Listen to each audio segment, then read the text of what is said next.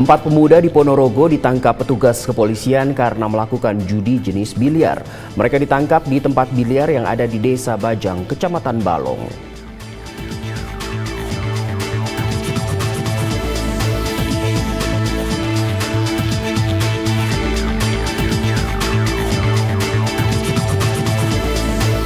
Polresta Sidoarjo menggelar deklarasi damai Pilkada Serentak 2024. Ini merupakan upaya mewujudkan Kamtipmas yang kondusif selama kontestasi berlangsung.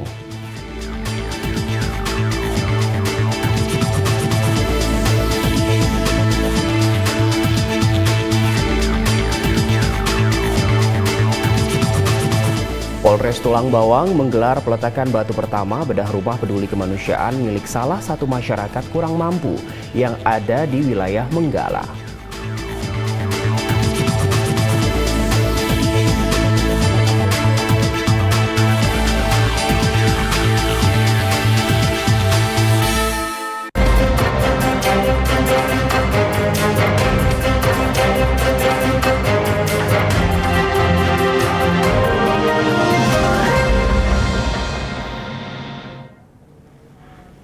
Halo, selamat pagi pemirsa. Presisi Pagi kembali hadir edisi Sabtu 9 November 2024. Dan seperti biasa, selain 3 berita utama tadi, selama 1 jam ke depan, kami juga telah menyiapkan sejumlah informasi terkini lainnya untuk Anda. Bersama saya, Dadi Salampesi, kita simak Presisi Pagi selengkapnya.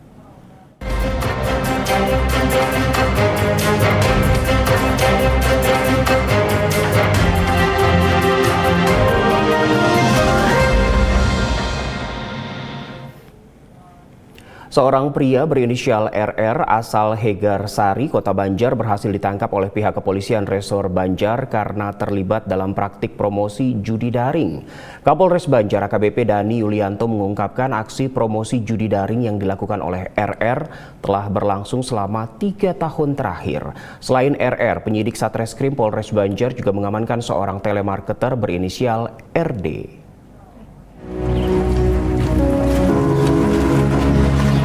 Hasil pengungkapan Satreskrim Polres Banjar untuk perkara judi online berhasil diungkap, diamankan 2 orang pelaku, yang satu berperan sebagai telemarketing, kemudian yang satu berperan sebagai endorser. Terkait dengan yang telemarketing, yang bersangkutan memang sudah berkecimpung di dunia judi online itu sejak tahun 2021, bahkan sempat bekerja di Jakarta untuk menjadi admin. Kemudian yang bersangkutan juga inisial R ini juga kemudian menawarkan diri mendaftar ke pengelola judi online untuk menjadi telemarketing. Sudah dilakukan sejak tahun 2022, 2023, ada sempat putus sebentar dan dilanjut lagi 2024. Tersangka ini mendapatkan keuntungan puluhan juta per bulannya. Jadi pelaku telemarketing R ini sudah mempromosikan 8 situs judi online dan juga dibantu sekitar 15 endorser. Terhadap kedua tersangka, saya akan dikenakan Undang-Undang ITE, ini yang ancaman hukumannya sampai dengan 10 tahun dan juga ada ancaman denda sampai dengan maksimal 10 miliar rupiah. Untuk barang bukti yang sudah kami sita dan amankan, ini ada mulai dari PC beserta perangkatnya, digunakan tersangka dalam mengelola proses penyampaian link dan juga komunikasi. Kemudian ada ini laptop juga digunakan sama sebagai sarana untuk melakukan kontrol penyebaran situs judi online. Dan juga terakhir ini ada handphone, kemudian buku tabungan yang digunakan untuk menampung dana dari pemberi pekerjaan. Selanjutnya ada link-link yang screenshotnya Thailand. Ini masuk jaringan internasional kan? Sebetulnya masuk karena kan operator utama itu berada di negara-negara seperti Kamboja, negara Mekong. Nah itu memang akan tersambung ke kaki-kakinya sampai dengan ke endorser. Jadi memang kalau dibilang ini kejahatan transnasional karena memang lintas negara dengan operator utamanya atau pengelola situs berada di luar negeri.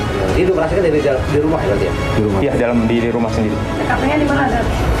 Di rumahnya itu ada di perumahan di Pataruman. Tapi kan kalau misalnya sifatnya online seperti ini bisa dilakukan di mana? 4 pemuda di Ponorogo ditangkap petugas kepolisian karena melakukan judi jenis biliar. Mereka berinisial WP, AH, FAN, dan HUA. Kasat Reskrim Polres Ponorogo AKP Rudi Hidayanto mengungkapkan 4 tersangka ditangkap di tempat biliar yang ada di Desa Bajang, Kecamatan Balong pada 30 Oktober lalu. Pada hari ini saya selaku Kasat Reskrim akan melakukan press conference terhadap perkara. Nah, dalam hal ini yang pertama akan kami lakukan press conference ini terkait dengan perjudian konvensional, yang mana perjudian tersebut dilakukan bertaruh bermain biliar. Dia disuruh main biliar sebanyak 11 kali game.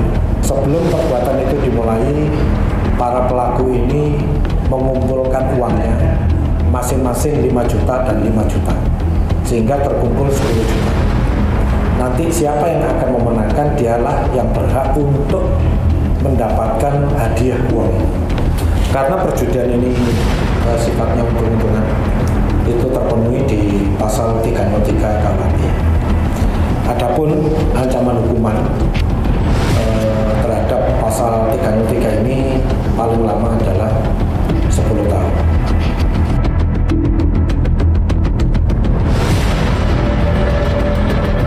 Kita ke informasi berikutnya, pemirsa. Di Tres Narkoba Polda Kalsel menggelar konferensi pers terkait pengungkapan kasus peredaran narkotika di wilayah Kalimantan Selatan yang digelar di Aula Presisi di Tres Narkoba Polda Kalsel, Banjarmasin, dan berhasil mengamankan sejumlah besar barang bukti narkotika.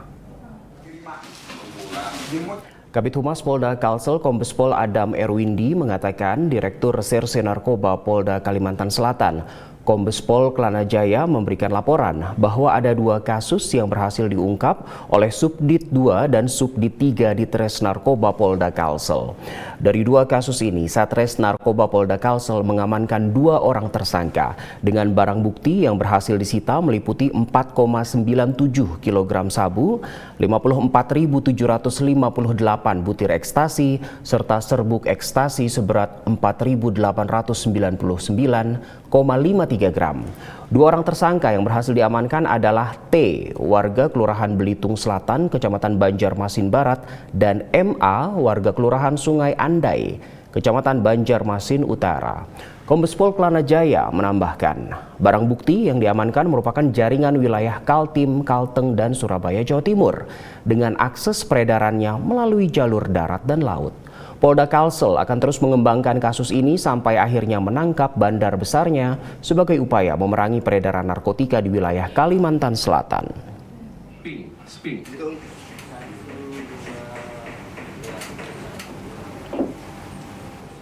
Masih terkait dengan pemberantasan narkoba, Polres Sumedang berhasil mengungkap dugaan tindak penyalahgunaan narkotika jenis sabu dan penyalahgunaan puluhan ribu butir obat sediaan farmasi.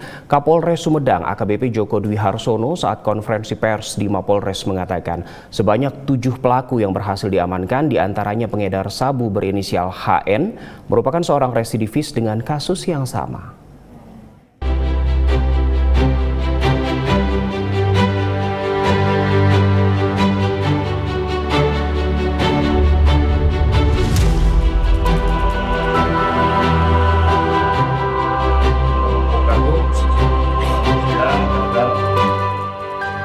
Terima kasih kehadirannya rekan-rekan media di kesempatan siang hari ini. Hari ini kita akan merilis hasil pengungkapan kasus narkoba dari Satres Narkoba Polres Sumedang sepanjang selama bulan Oktober ya, bulan Oktober tahun 2024. Jadi kita mengungkap sebanyak 6 kasus dengan mengamankan 7 orang tersangka. Terdiri dari 1 kasus penyalahgunaan obat narkotika jenis sabu dan 6 kasus perkara penyalahgunaan obat sediaan farmasi. Dari background pekerjaan, para pelaku ini terdiri dari wira swasta 1 orang, kemudian karyawan swasta 1 orang, pelajar mahasiswa 1 orang, udah petani atau pekebun 1 orang, 1 orang, kemudian ada yang tidak bekerja sebanyak 2 orang.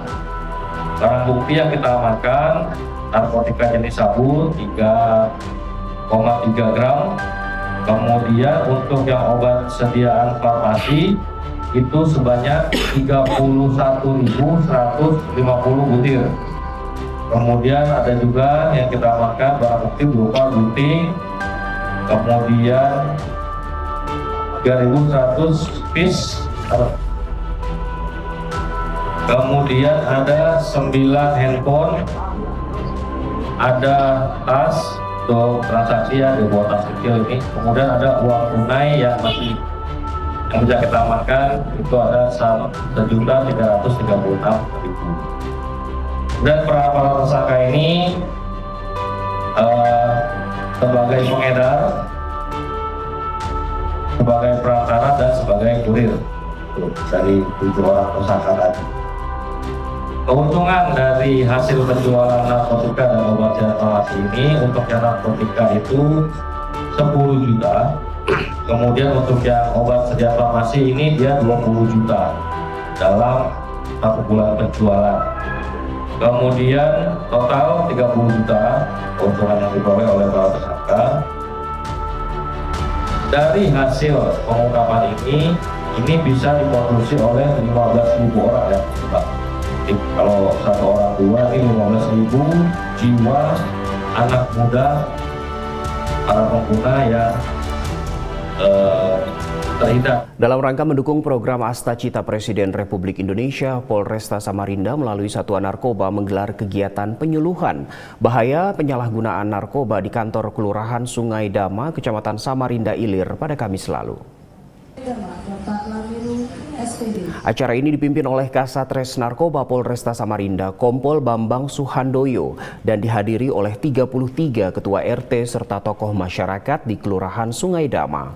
Dalam sambutannya, Kompol Bambang menjelaskan bahwa kegiatan ini merupakan salah satu langkah nyata dari Polri untuk memberantas narkoba di Kota Samarinda. Melalui pendekatan preemptif, preventif, dan represif sesuai dengan program Asta Cita Presiden Prabowo. Kompol Bambang menambahkan tindakan pencegahan dan penanganan peredaran narkoba di wilayah Samarinda sudah dijalankan sesuai dengan instruksi Kapolresta Samarinda. Sementara itu, Lurah Sungai Dama, Lamiru, mengapresiasi kegiatan penyuluhan ini dan berharap dapat menjadi salah satu upaya efektif untuk meningkatkan kesadaran masyarakat tentang bahaya narkoba. Lamiru juga menegaskan pentingnya keterlibatan masyarakat dalam memberantas narkoba, terutama dalam mendukung deklarasi Kampung Bersinar yang telah dicanangkan sebelumnya.